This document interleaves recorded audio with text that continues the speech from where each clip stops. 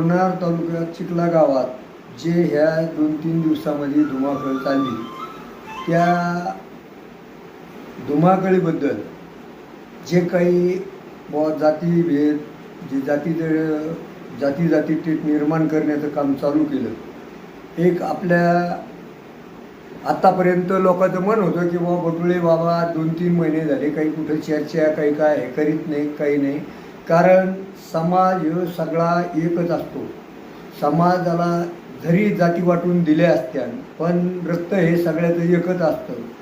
तर समाजात तेट निर्माण होऊ नये म्हणून आज 2-3 महिन्यापासून की चला काही आपली कंपनी, मित्र कंपनी असती समाजात हे असते, म्हणून आतापर्यंत 2-3 महिन्यामध्ये कुठलाही आपण बरा शब्द किंवा बुरा शब्द काही कुठल्या समाजाकरता काढला नाही.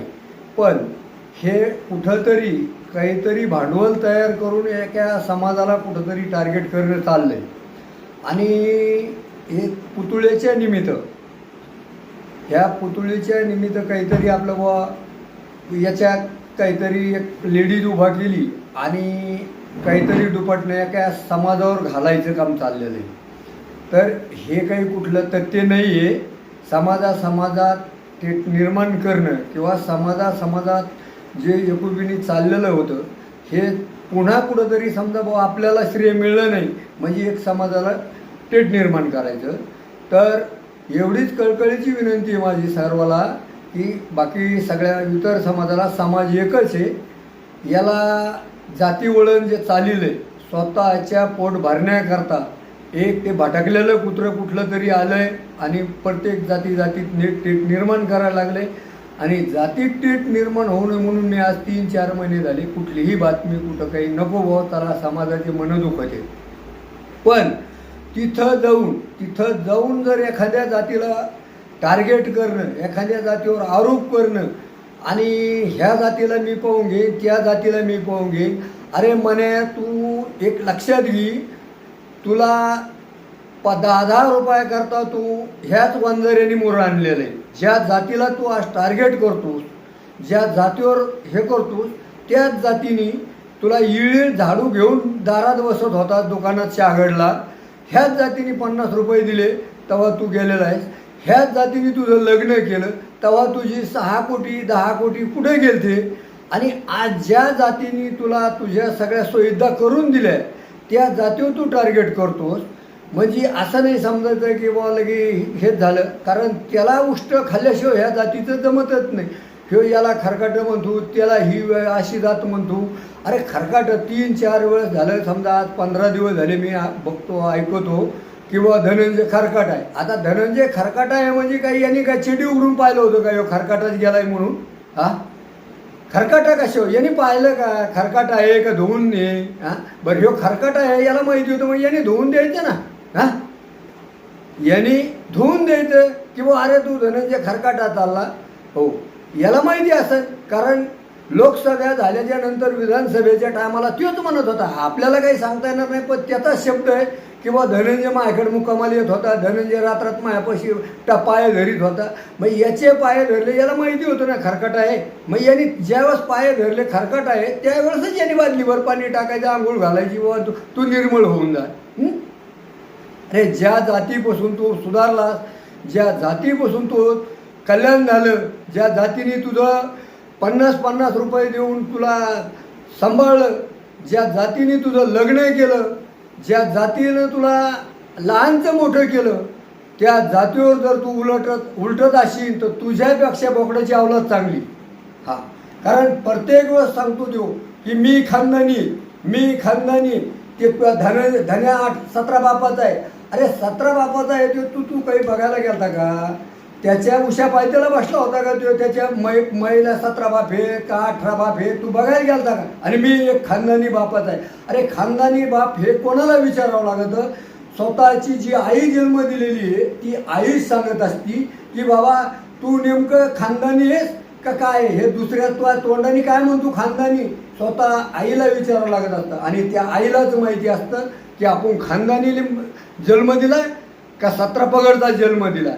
हे 3 बऱ्या सांगतो. खरकाटा पुढं 17 बापाचा, 17 जातीचा आहे, 17 याचाच आहे. अरे तो 17चा म्हणजे तू उशा पायथ्याला बसला होता का त्या? हा, ज्या मुंडे कंपनीच्या तिथं रात्रंदिवस तू उशा पायथ्याला गेलता का? तो 17 बापाचा आहे का 18 बापाचा आहे का एका बापाचा आहे? आणि स्वतः आला मग तुम्ही खानदानी. अरे तू काय खानदानी? जे खानदानी जे छत्रपती आहेत ते कधीही कुठल्या भाषात कुठल्या शब्दात बी बोलत नाही. आणि त्यांना म्हणायचं खानदानी आणि त्यांना म्हणायचं खरे शिवरायाचे मावळे. अरे ह्यो खरकाटल्याला सगळ्या दुनियाचा भाटगा हो. आणि ह्यो स्वतःला समजतो मी खानदानी, स्वतः त्या अमोल खुले त्याला म्हणतो तू आमची जात आहे.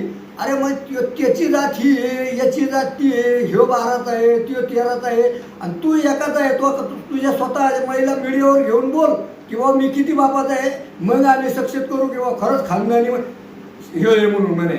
हां, प्रत्येक जातीला ढाबा लावतो, प्रत्येक जातीला ढाबा लावतो. सुरूला बामणाला टार्गेट केलं, नंतर धनगराला टार्गेट केलं, नंतर मागासवर्गीला टार्गेट केलं. मग कोणीच त्याला प्राधान्य देईना म्हणून भाऊ वंजारी जात आक्रमक हे त्या जातीवर सुरुवात केली. अरे ज्यावेळेस रात्रात तुझ्यापाशी येत होता त्यावेळेस तुला गोड लागलं. रात्रात तुझ्या पेटीची पेट्या खाल्ल्या त्याच्यात तुला गोड लागलं. हां, आणि आता धनंजय तुला बेकार दिसायला लागला का? आता जो 17 बापाचा झाला का?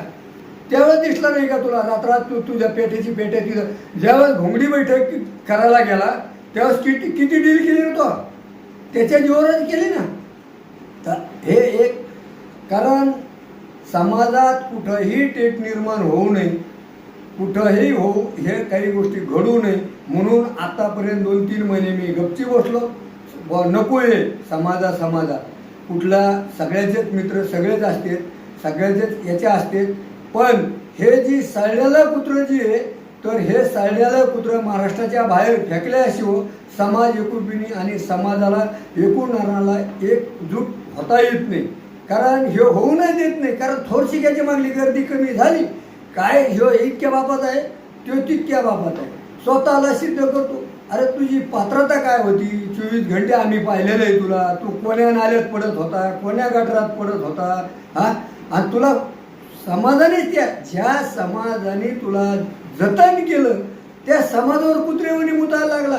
अरे ते कुत्रं तरी विचार करतं की नाही गाडी इथं माणूस बसलेला आहे. हां, तर ह्या गोष्टी याला धनंजय मुंडेला 3-3 बाऱ्या सांगतो किंवा अमकं झालं तमकं झालं. धनंजय 17 बापाचा नाही, तू कुती बापाचा आहे आधी तुझ्या महिला विचार आणि मग खानदानी उद्या बातमी दी की बाबा मी खानदानी आहे.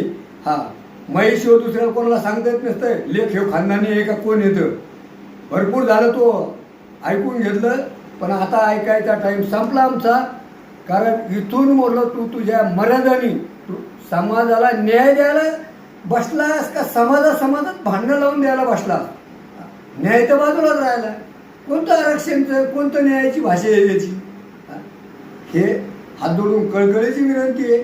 हे राजकीय जे पुढारी असतील समाजाचे आणि कुठल्या समाजाचा असू द्या भला कोण्या जातीचा असू द्या त्या माणसाने जर जातीवाद करीत असेल तर आधी त्या जातीनेच त्याला सरळ करा.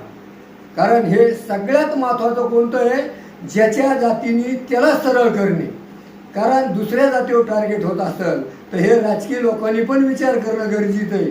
कारण राजकारण सगळ्यालाच करायचं असतं, एकालाच नसतं. आम्ही नाही म्हणत की बा तुम्हालाच राजकारण करायचे, पण हे जी चाललंय हे भोकत आहे जे कुत्रं आणि हे ज्याला त्याला जे बोलतंय तर याला एवढीच माझी सर्व पुढारी कंपनीला आणि मराठा समाजाच्या नेते कंपनीला विनंती आहे की इथून मोर कुठल्या जातीला कोण्या समाजाचा असू द्या जर एखाद्या जातीला टार्गेट करीत असेल तर त्या जातीनेच त्या जातीला दाखवणं गरजेचं आहे.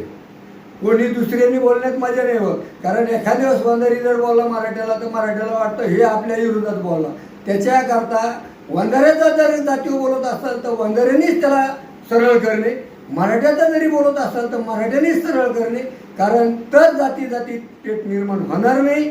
आणि हे जी समाजात जे चाललंय तर हे कुठं तरी थोडंसं रस्त्याच्या बाजूला जे चाललंय ते रस्त्यावर येईल एवढीच माझी सर्व पुढारी कंपनीला नेते कंपनीला विनंती आहे. मी सामान्य माणूस आहे, मी काही मोठा माणूस नाही आणि त्याला जितकं समजा खरपूस बोलता येतं त्याच्यापेक्षा माझं जास्त खाराट मीठ आहे. कारण माझा एक दाणा जर टाकला तर त्याला निस्त्या झणक्याच येत्या. म्हणून मी काही गोष्टी नको समाजाला दुसऱ्या दुखायला जातो मित्र कंपनी असते, यायचं बी मन दुखतं. शेवट ज्याच्या जातीला त्याला अभिमान आहे. आम्ही म्हणतो तुला तुझ्या जातीचा अभिमान आहे, तू जातीकरता नक्की लढ, जातीकरता नक्की न्याय घे. पण हे न्याय घेण्याची कोणत्या संविधानात लिहिलेलं आहे असं की बा ह्या जातीला शे द्यायच्या, त्या जातीला टार्गेट करायचं? हो, आतापर्यंत सगळ्या जाती तू घेऊन बसला, पण आता तुझी मर्यादा संपलेली आहे. कारण घडा भरला का मग ऑटोमॅटिक घडा उलटत असतो. तुला कळकळीची विनंती आहे, आणि मराठा समाजाला पण माझी एवढीच कळकळीची विनंती आहे, तुम्ही तुमच्या पद्धतीने त्याच्या तोंडाला मुंगस लावा. कारण दुसऱ्यांनी बोलल्याच्या नंतर तुम्हाला ते काहीतरी वेगळं वाटतं. त्याच्यामुळं ज्या समाजाचा माणूस बोलतो त्या समाजानेच आधी आपला माणूस आवरायचा, आणि मग मोडलं सगळ्या माणसाला टार्गेट करायचं. कारण ती जे झालंय ह्या गोष्टी योग्य नाही. आज तिथं बी ती महिला आहे, बाकीच्या महिलाला दगडं हाणलेत, कोणाला बाटल्या हाणल्यात, त्या महिला नाहीत का? त्या बी महिलाच आहेत ना.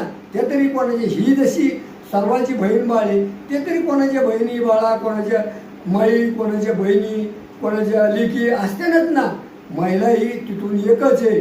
कारण छत्रपती शिवाजी महाराजांनी स्वराज्य स्थापन केलं म्हणजे 18 पगड जातीला घेऊन केलं. एका जातीवर स्वराज्य स्थापन झालेलं नाही. हे छत्रपती शिवाजी महाराजांच्या राज्यामध्ये हे जी जातीभेद चालला.